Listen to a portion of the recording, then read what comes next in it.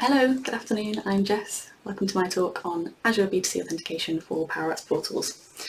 Firstly, I just want to say a massive thank you to the organisers of the Scottish Summit for making it all happen this year.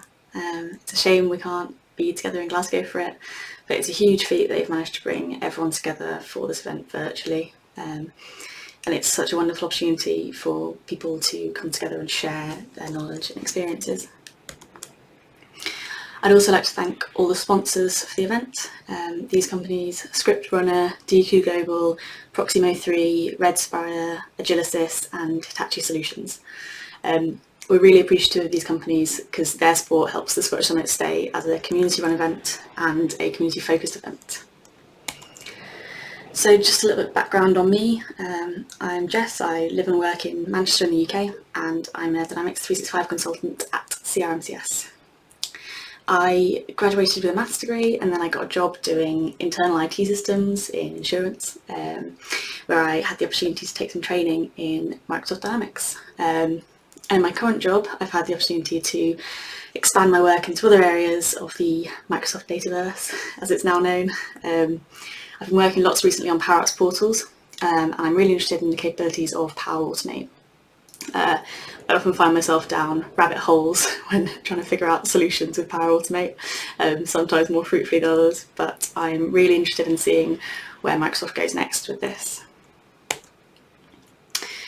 So, PowerApps Portals. You may know all about it already, but I'll just give a brief summary for those of you who might not. PowerApps Portals, they're external facing websites, and they allow users from outside your organisation to log in and interact with data that's stored in the common data service, in the Microsoft Dataverse. PowerApps Portals provide a low-code solution with a massive range of capabilities. You can easily configure security access rights for different contacts and define how the contacts are allowed to interact with your data. So you can allow people to just view records, edit records, or add in new ones. And you can also set up custom workflows and insert JavaScript commands if that's what you're more comfortable with. They also allow for custom styling throughout, using page templates to keep all of the Dynamics views and forms and custom content pages consistent in look and feel throughout the portal. PowerApps Portals also comes with a portal management app out of the box. This allows editing of every aspect of the portal in a really user-friendly UI. So a little bit about Azure Active Directory B2C. It is a business-to-consumer identity as a service provider. It basically allows you as a business to provide your customers with a single sign-on access to your applications and APIs. So it gives a wide range of options that you can configure for authentication, including local accounts, emails, social identity providers, that we'll look into in a bit more detail in a minute. It's also referred to as a white label authentication solution, which basically means it's a blank slate, so it can be fully customized with CSS and HTML in order to kind of fit around your existing applications, keep the look and feel of it all standard across the board. Here's just a little infographic from the Azure website. You've got the customer information being inputted in through various different routes at the start of the process. This then gets put through Azure ADBC, and they take care of all the kind of secure authentication, and then this feeds back into your business APIs and apps. So today I'm just going to be talking about how we put this into PowerApps Portals, but Azure B2C works with so many other apps and APIs, and it means that if you as a business have other applications that you use for your customers to access, you can keep all of their information in one place. So when we're setting up authentication, there's numerous methods of authentication available, and we want to try and decide on the most suitable method. when I was considering what to use, 3 most important things I think are security, the ease of use and styling. I put security at number 1 because you need to know that you're keeping your customers' data safe, not leaving it open to any risks. And they, customers will be happier if they know it's safe as well. Secondly, I think ease of use. You just want to make all the customers' user journeys using your portal as simple, as easy as possible for them and for you as a business as well to kind of maintain. And the third thing is styling. This can be seen as a bit more cosmetic, but I think it's really important to get this one right. You want to keep like a standard look and feel of your portal, because if you get it right, then it's something that customers shouldn't really notice. If you get it wrong, then it can be a bit jarring. So we'll go into a bit more detail on these aspects. Going to look at just some benefits of using Azure B2C as the authentication process for those 3 aspects. So for security, all the sensitive sign-in data is stored within the Azure B2C Active Directory. This takes the burden of storing that data away from your CRM. Microsoft Azure B2C has numerous certifications for compliance and GDPR. It sounds obvious to say, but Microsoft is a massive company, they process huge amounts of data every day, and they already have the setup to keep this data secure. They've got a lot of links on their website to all of the certifications they have and the ways in which they keep that data secure. I'll be adding those links. You can take a look at those yourself. Multi-factor authentication. You get this out of the box. It's just a really useful way of adding an extra layer of security with no extra configuration. I'll show you how to set this up in the demo. Basic portal authentication is what comes as a standard when you set up your portal, and it's not recommended by Microsoft. It basically means that data is like the sign-on data is being stored within your CRM, which kind of it's fine for maybe development work, but it doesn't really provide you with the proper security when going live and handling live data. So the second point, ease of use. We want to make our customers' journeys as simple as possible for the user and also for us as the business owner, the developer. So giving people the option for signing in using like social IDs is really useful because it stops people having to remember another password. I know I can't keep track of multiple passwords in my head. You get a number of standard user flows that you can configure. You can also set up custom user flows. The standard ones you get sign up, sign in, password resets. And these processes are fully self-service. They're all contained within B2C so that your customers aren't waiting for external inputs to get into your portal. This is really useful so the customer isn't waiting for manual response when they sign up.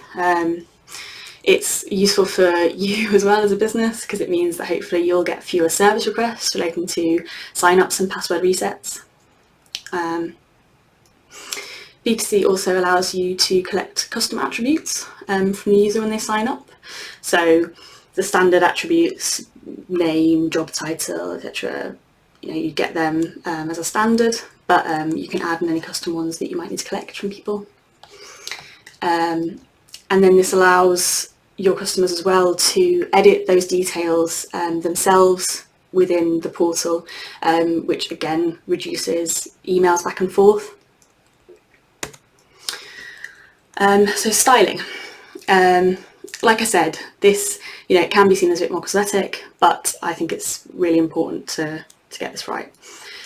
Because B2C is a white label authentication solution, this allows for total customization and integration. your custom stylings. You can use custom HTML web templates and CSS to style all of the UI elements of the B2C integration. So all of the user flows that you set up can be integrated to match the rest of the portal in terms of look and feel. And Microsoft actually provides custom styling templates to insert into your portal, into the web templates to help you get started. So I just want to mention at this point as well, social identity providers. This is one of the major benefits of Azure B2C, and it allows for easy configuration for authorization from all these different social identity providers. On the right you can see all the current options available to configure, and you can set it up for any number of these at once if you want to give customers the option to choose their preferred login.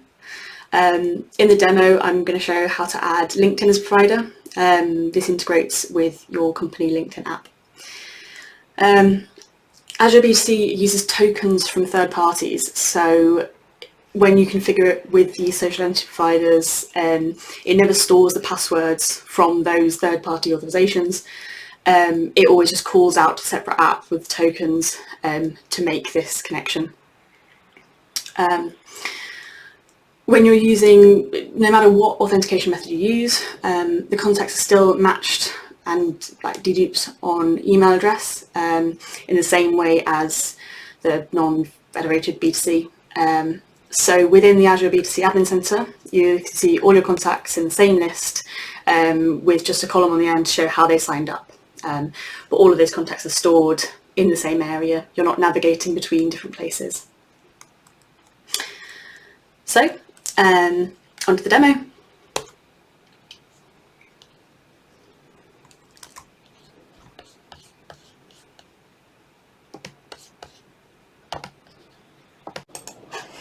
Okay, so we'll start on the portal. Here is just the Microsoft demo portal that you get when you first download it. I thought we'd start from scratch. So when I click sign in here, we get the local sign-in options. This is the basic portal authentication that you get given when you download the app. So now, if we want to configure B2C, we first go to the Azure Portal Admin Center. We navigate to our Azure Active Directory B2C section. This tenant is one I created earlier.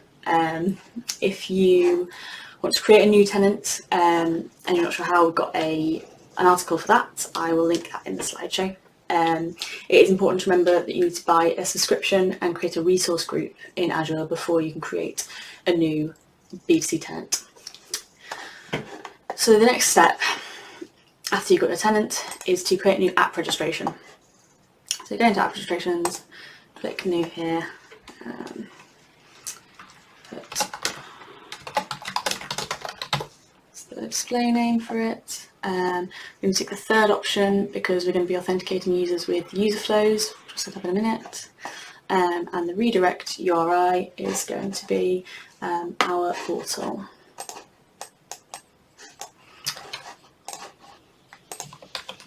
Slash, it's going to be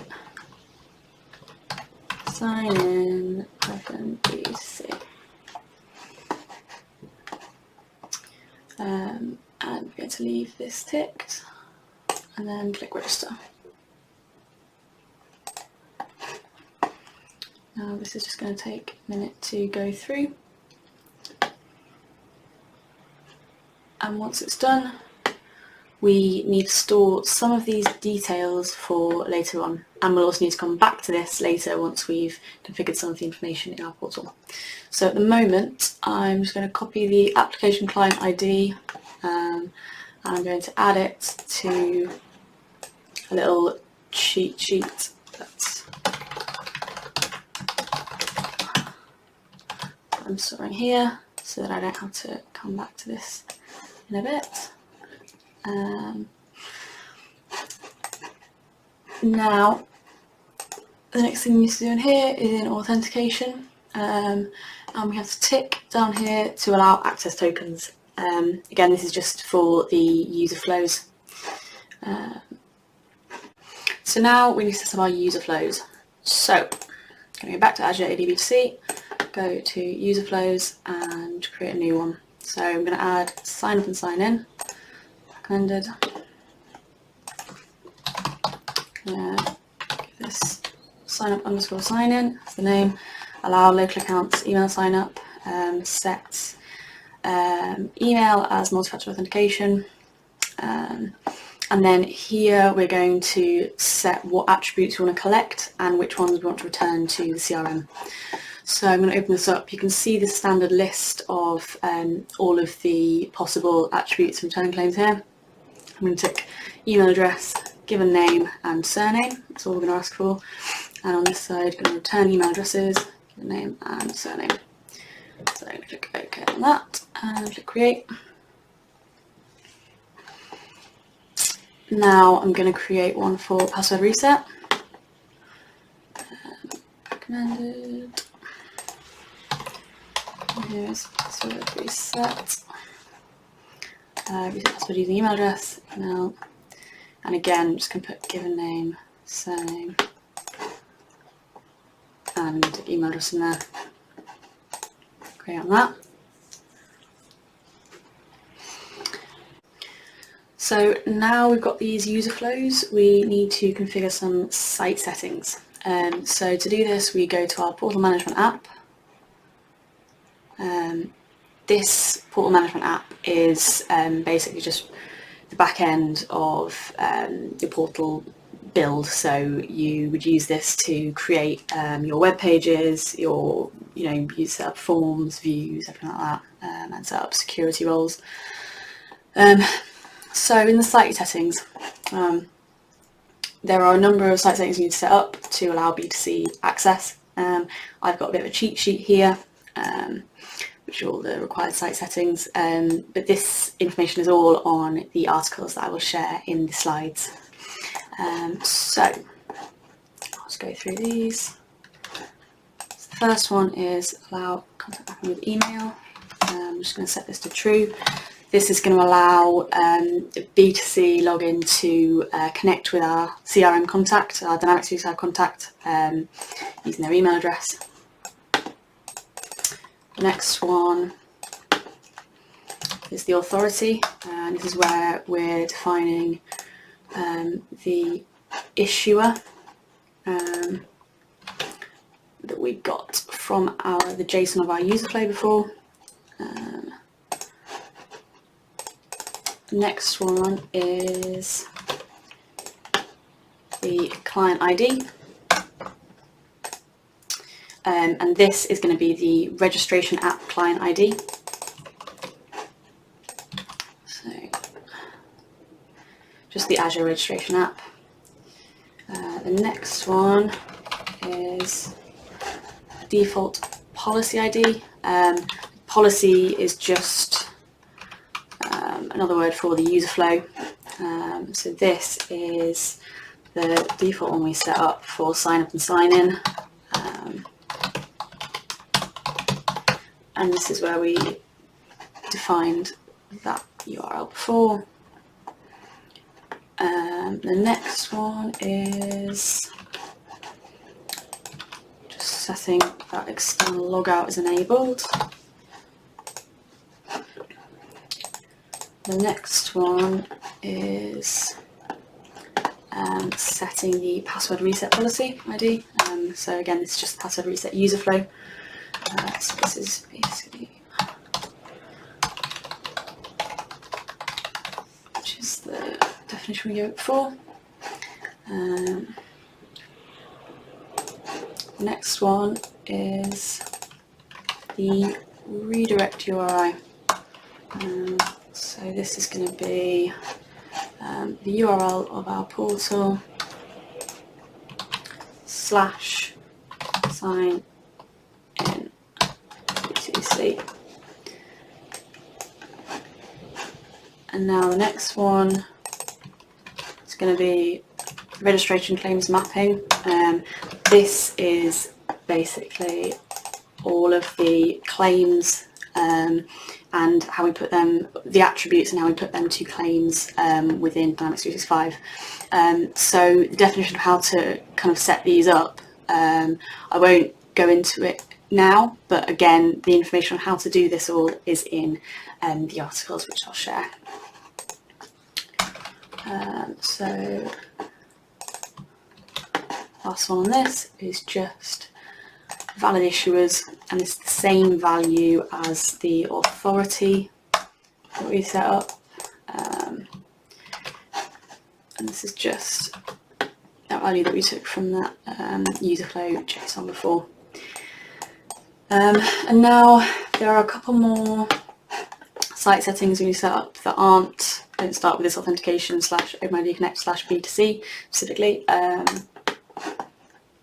These ones are just to do with the access control. So this set those two, and then just one more of these. And this is going to be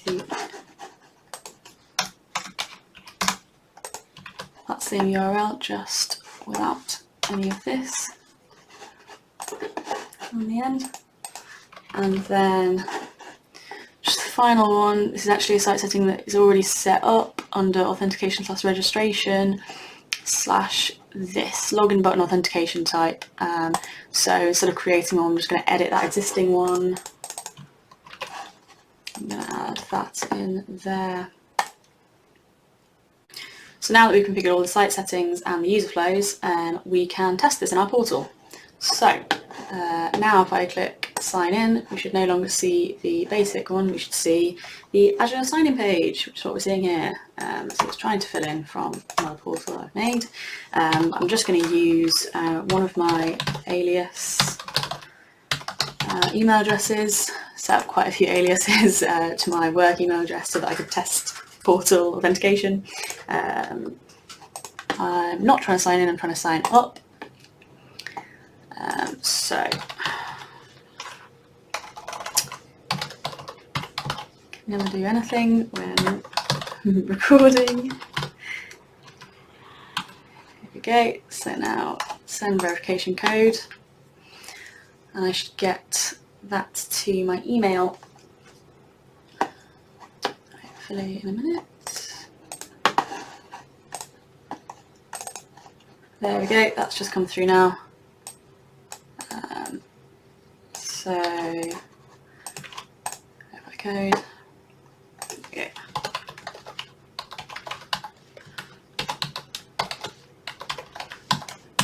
I'm just gonna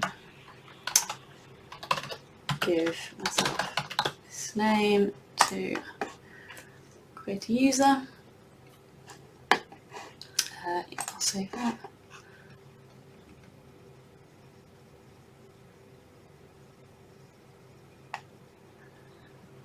Now I just see I'm logged in as this user, and it's copied my first name and last name into this contact record for me with my email address.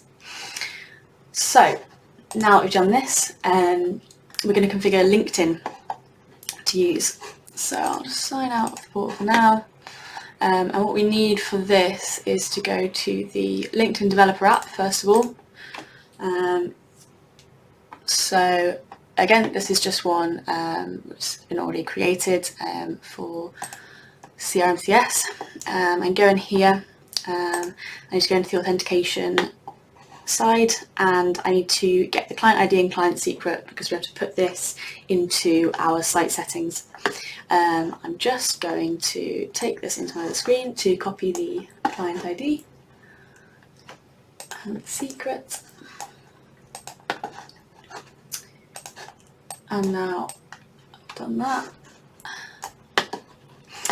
And the other thing that you need to do in here is make sure that you've got this product license, this sign in with LinkedIn, because that's what's just going to allow your B2C to push back through LinkedIn. So now that we've got those details, I'm going to go to here, and we go to identity providers. So you can see here that at the moment it's just set for local account. These are all the options for identity providers. I'm going to click on LinkedIn, and here we've got these details, and I need to provide, just going to set the name as LinkedIn, and then client ID, I just copied in here.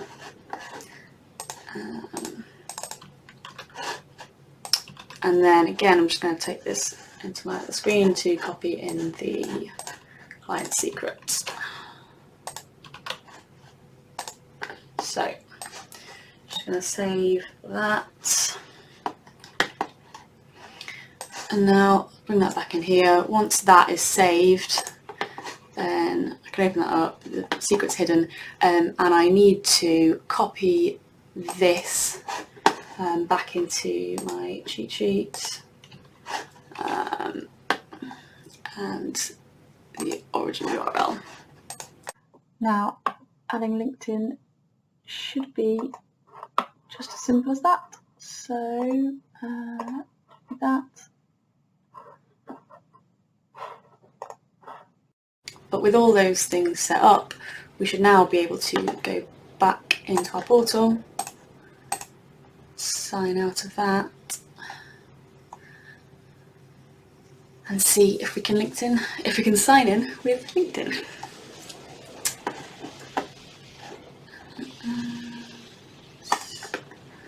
See if I can just refresh this.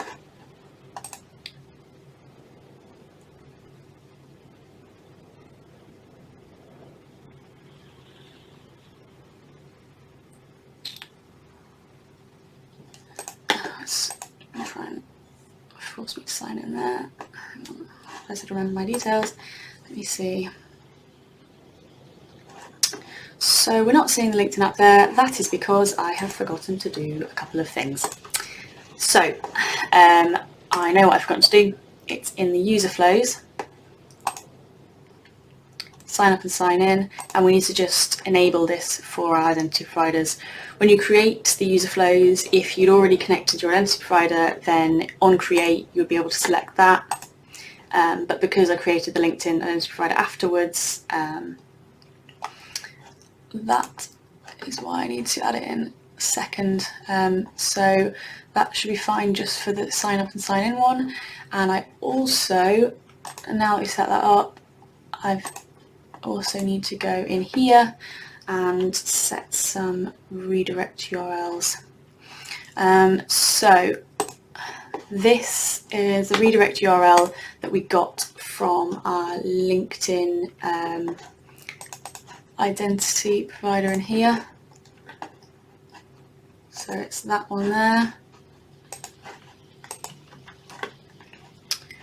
And then we need to add another one, which is the same, but it is replacing this middle bit with the app registration from here, which I've actually got copied into my little Excel document.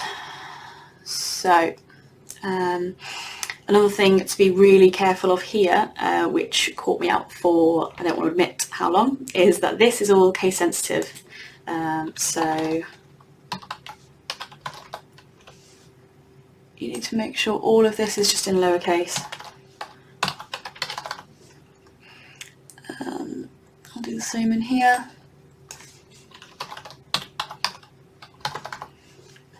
Just make sure everything there is lowercase. Now, I click update on that.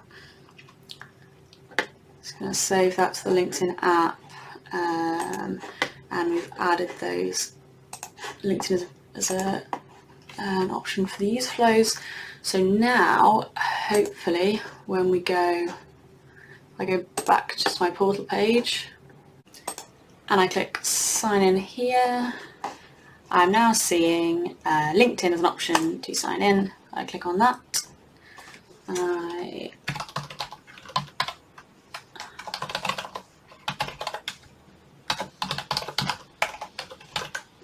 This is just my personal LinkedIn account.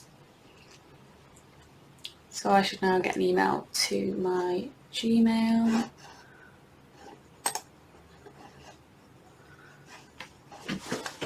Which has just come through here. So I'll copy that across. Oh, not that. Copy this across. There we go. And now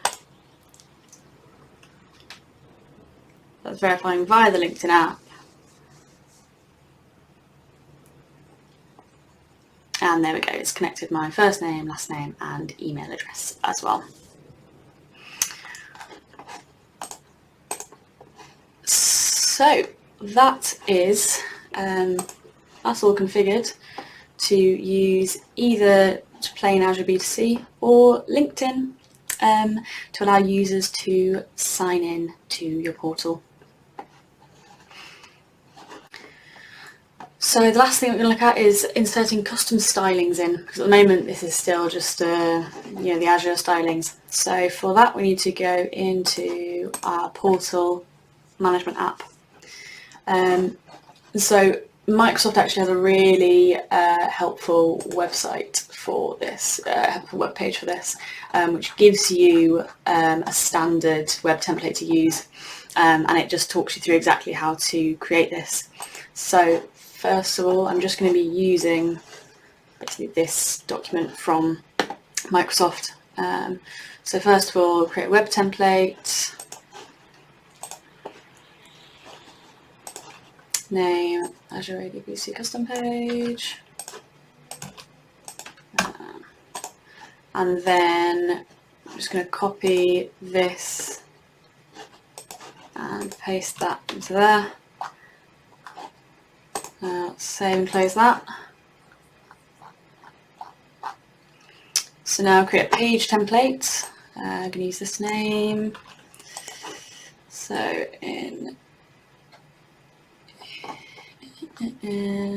sorry, just getting a bit lost here. Page templates. Add a new one in there.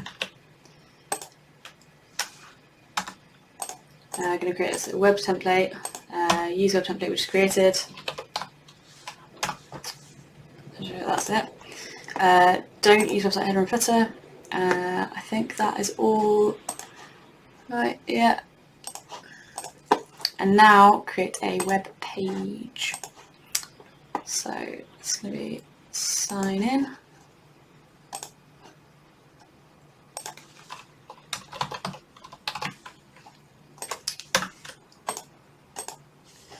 We can use home as parent page, and then Azure ADBC sign in. Hang on. Yeah, see, and then for our page template, just going to set that to published, and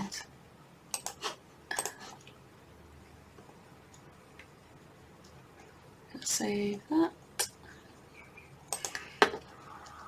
So this site setting I actually created before. This is the CrossOrigin resource sharing site setting, which is going to allow the Azure B2C tenant to point to our custom HTML.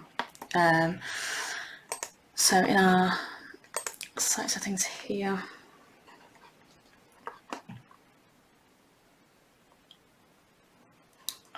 it's this one down here, access control origin, and actually in this document it says it needs to point to this URL, but actually we wanted to point to our Azure B2C ports.b2clogin.com to grant that access.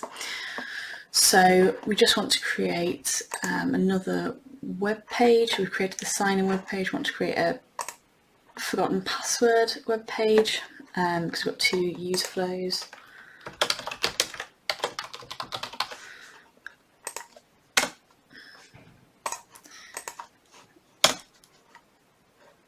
And then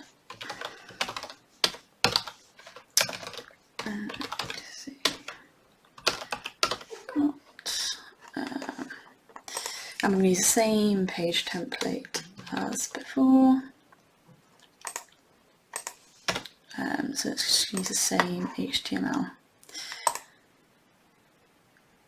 So now we've got both those web pages, we need to go back to Azure and go to our user flows. And we're going to point them to our newly created web pages. So for this, we want to go to page layouts. And then in here, you've got to select whether it's using custom page content. So say yes on that. Now in here, we want to get our portal URL. Which I'm gonna put in there. And then slash our new partial URL for the web page that we just set up before. So I'll copy this, save that into there, and we need to add, we need to select that it's going to use custom page content for each one of these lines in the user flow. It's basically just all of the different elements of the user flow that the customer might see when they log into your portal. And we want to standardise styling throughout, so we want to say each step in this user flow is going to point to the same HTML template. So now, once we've done this, we can quickly go to the password reset user flow and do the same thing.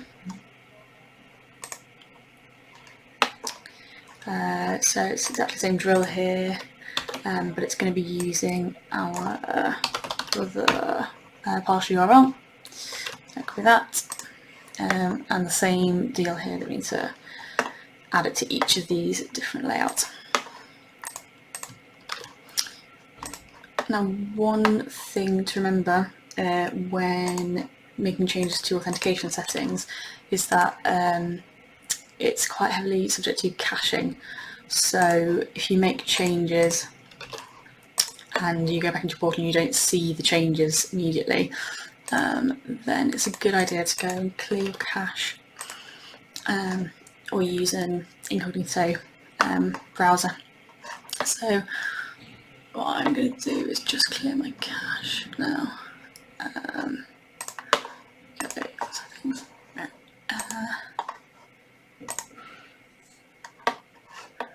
Clear browsing goes there, and then I'm going to go back to my portal and I'm going to click sign in here,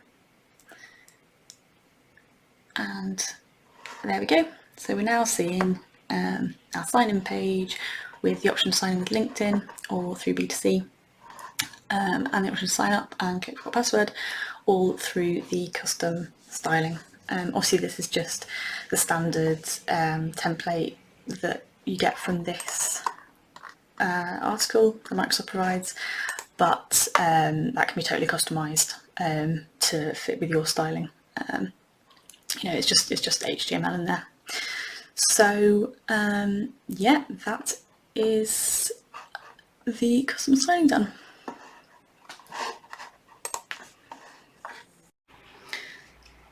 So that's the basics on setting up Azure B2C authentication for PowerApps Portal with LinkedIn as a provider and for inserting your custom styling pages. It's a relatively straightforward process, but as you can see, there's still a few areas that are easy to trip up on, or for me at least there are. I've split this up kind of vaguely into 5 bullet points here when I was going through this, when I was building it ahead. App registration, user flows, site settings, LinkedIn app, and then the web templates. The bits I usually miss are when we have to go back and forth between different areas, different websites, the Azure portal, the portal management app in PowerApps, when we're like trading ID codes and redirect URIs. So One really great aspect of this configuration is that you get all the tools here to hook up this authentication without actually writing any code. The code / low code, no code argument is a pretty big topic of debate in the Microsoft community. PowerApps Portals is an interesting area that sort of straddles the fence on this one a bit, but in a good way. The Portal Maker app, with its drag and drop functionality and the ability to build all the web pages in the portal through the UI, it's a great open access point for people with no coding knowledge. But on the other hand, there's loads of further development that can be done using JavaScript, HTML, CSS if you do have these skills and want to build a more bespoke portal.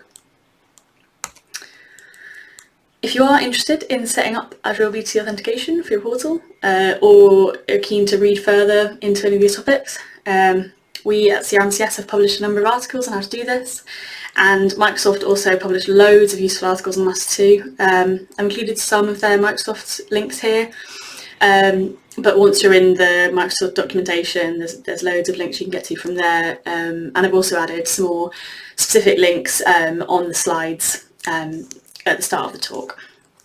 These slides will also be available after this talk is over, and the video will also be uploaded to YouTube after 14 days if you do want to see it again. If you've got any questions or want to discuss anything that we've looked at today on Azure B2C or on PowerApps Portals, I'm free in the chat now to discuss if you want, and I've also shared my contact details in the third slide, and I'd be happy to talk and help in any way I can. So that's all from me. Thank you very much for attending my talk on Azure B2C authentication for PowerApps Portals. I hope you enjoyed it.